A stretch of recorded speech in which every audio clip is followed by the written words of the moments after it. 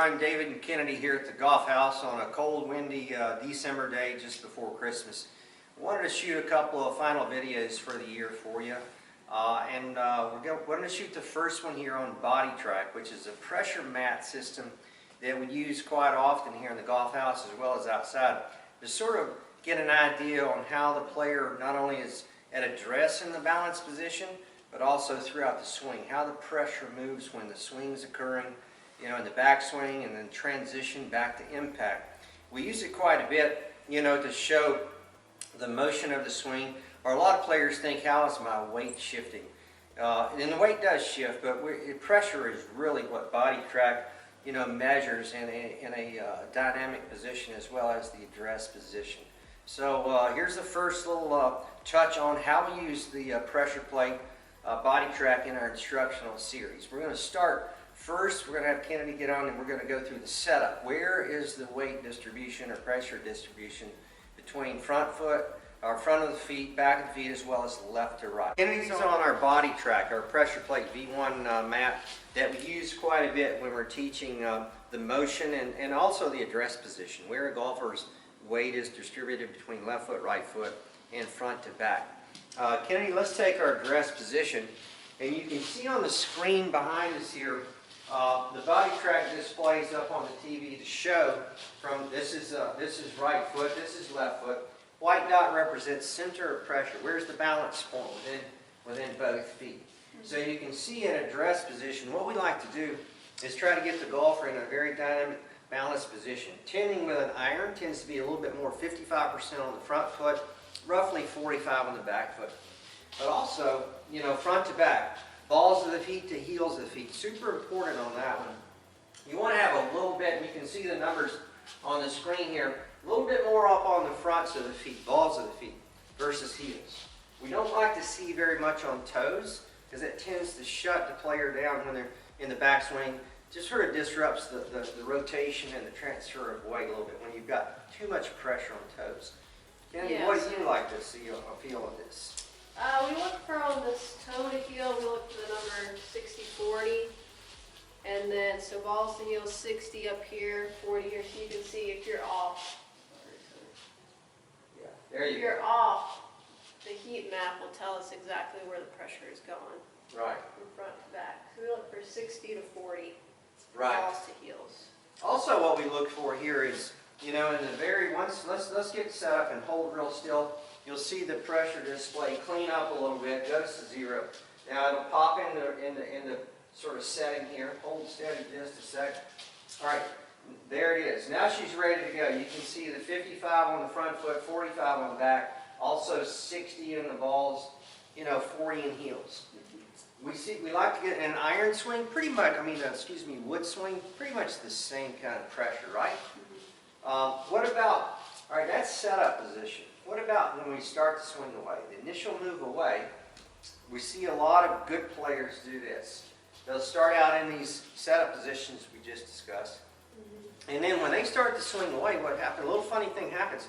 They'll actually pressure up into the front foot to create a flow to the backside there, or into the backswing. We're talking, right-hand player here. So they start out perhaps 55-45, but let's go ahead and do that. And I want you to watch, take your setup and hold steady. All right, so when she starts her swing, she'll actually load into the front and then push into the back. See how that dot sort of pushed and then immediately went into the back foot there.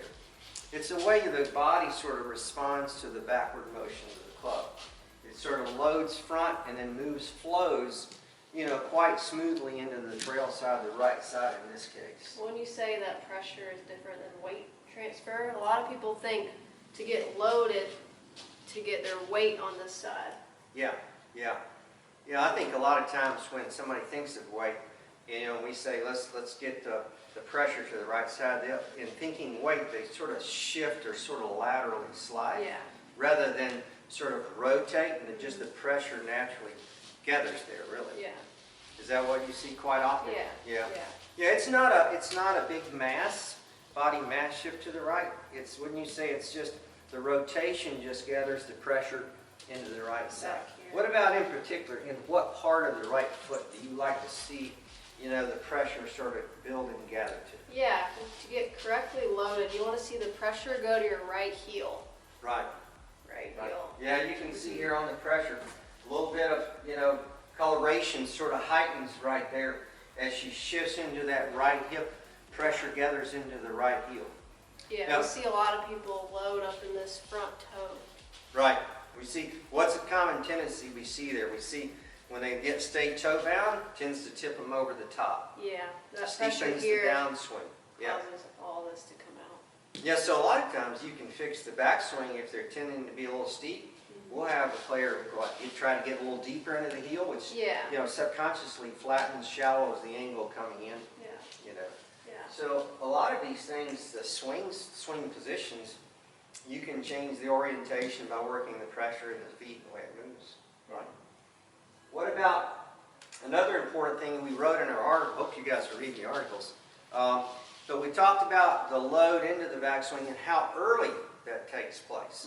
A lot of players let that shift or that pressure shift or to the right happens too late in the swing. Late. Yeah, so let's take our good setup position, get in that right balance position. So what would be a checkpoint that you like to feel and teach? You like to see that maximum pressure move into that trail flow. Yeah, like Dave was saying, it happens pretty early. So by the time you're about here, Right. the lead arm parallel, you should be maxed out on your load. Absolutely, absolutely.